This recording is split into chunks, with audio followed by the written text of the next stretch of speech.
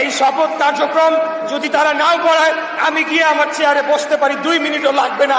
ঢাকা শহরের জনগণ কমিশন মানে না, তারা সংবিধান মানে না, তাহলে তারা মানেটা কি? নগর ভবন কিভাবে চলবে সেটা ঢাকাবাসী নির্ধারণ করবে।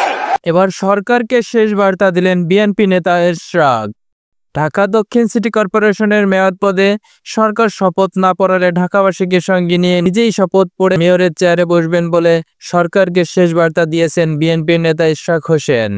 তিনি বলেছেন, বহিরাগত কোনো প্রশাসক উপদেষ্টাকে নগর ভবনে প্রবেশ করতে দেওয়া হবে না। প্রয়োজনে প্রত্যেক ওয়ার্ডে ওয়ার্ডে প্রশাসক বসানো হবে, এটাই শেষ কথা। মঙ্গলবার 3 জুলাই বিকাল 3টায় নগর ভবনের প্রধান ফটকের নিচে মঞ্চ তৈরি করে আন্দোলনে অংশ নেওয়া সমর্থকদের মাঝে উপস্থিত হয়ে এই কথা বলেন ইশরাক। তিনি বলেন, আপনারা দেখেছেন বর্তমান অন্তর্বর্তীকালীন সরকার এবং তার কতিপয় উপদেষ্টা পক্ষপাতদুষ্ট হয়ে আমাদের এই নির্বাচনের রায়ের পরে টালবাহানা করছে। আমাকে শপথ না পড়ানোর মধ্য দিয়ে বাংলাদেশের সংবিধানকে লঙ্ঘন করছে। নির্বাচন কমিশনের ক্ষমতাকে তারা অসম্মান করছে। তারা আইন আদালত মানে না, তারা নির্বাচন কমিশন মানে না, তারা সংবিধান মানে না। তাহলে তারা মানেটা কি? এই বাংলাদেশের মানুষ, আমরা যদি আগামীকাল থেকে তাদের না মানা শুরু করি তাহলে এর দায়িত্ব কে নেবে? ইশরাক বলেন, এই অন্তর্বর্তীকালীন সরকারকে বসানো হয়েছে একটি ছাত্র জনতার গণ অভ্যুত্থানের মধ্য দিয়ে। বাংলাদেশের সব রাজনৈতিক দল, সব শ্রেণী পেশার মানুষ বৈষম্য বিরোধী ছাত্র আন্দোলনে অংশ নিয়েছে। তারা চেয়েছিল যাতে তারা শান্তিপূর্ণভাবে ক্ষমতা হস্তান্তরের মধ্য দিয়ে জনগণের নির্বাচিত প্রতিনিধির কাছে ক্ষমতা হস্তান্তর করবে। কিন্তু আমরা লক্ষ্য করলাম, ঢাকা দক্ষিণ সিটির একজন মেয়র, খুবই সামান্য পদ দিয়ে আমরা পুরো বাংলাদেশের প্রশাসন ও স্থানীয় সরকারকে আমলে নিতে চাই।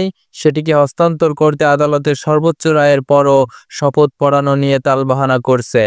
কিভাবে তাদের অধীনে আগামী দিনে একটি সুষ্ঠু নিরপেক্ষ নির্বাচন হতে পারে সেটা নিয়ে জনগণের মাঝে প্রশ্ন দেখা দিয়েছে। এরই মাধ্যমে এই সরকার তার নিরপেক্ষতা হারিয়েছে। আন্দোলন ঠেকাতে সরকার পদত্যাগের নাটক মঞ্চ তৈরি করেছে বলে দাবি করেছে বিএনপির নেতা ইশরাক হোসেন। আদালতের রায় এবং গেজেট প্রকাশের পর আমরা যখন বারবার সরকারের কাছে আবেদন লিখিতভাবে জানালাম, তারা কিন্তু তোয়াক্কা করল না। এরপর ঢাকা দক্ষিণের ভোটাররা রাজপথে নেমে দীর্ঘদিন ধরে আন্দোলন করে আসছে। আমরা আমাদের দাবি আদায়ে এখান থেকে বের হয়ে যমুনা ঘেরাও দিয়ে 2 দিন অবস্থান করেছিলাম। তখন আমরা কি দেখতে পেলাম? জাতির সামনে একটা নতুন নাটক মঞ্চ করা হলো, যেখানে পদত্যাগের নাটকের মাধ্যমে জাতিকে ইমোশনাল ব্ল্যাকমেইলের মাধ্যমে একটা নাটক মঞ্চ করা হলো। রাষ্ট্র পরিচালনায় কোনো আবেগের বিষয় নেই। এখানে 18 কোটি মানুষের জীবনযাত্রায় জীবিকা নির্বাহের বিষয়। আবেগ দিয়ে রাষ্ট্র পরিচালনা করা যায় না।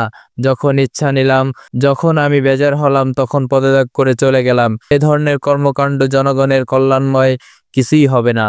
ইশরাক আরও বলেন, এই অন্তর্বর্তীকালীন সরকার যে আগামী জাতীয় সংসদ নির্বাচনের দায়িত্ব পালন করতে পারবে এটা শুধু প্রশ্নবিদ্ধ হয়নি, জনগণের কাছে প্রতিষ্ঠিত হয়েছে। বর্তমান সরকার দিয়ে সেটি অর্জন করা কোনোভাবে সম্ভব নয়। সরকার অবিলম্বে শপথ না পড়ালে ঢাকাবাসীকে সঙ্গে নিয়ে শহীদ মিনারে নিজের শপথ নিজেই পড়ে চেয়ারে বসার ঘোষণা দিয়েছেন ইশরাক হোসেন।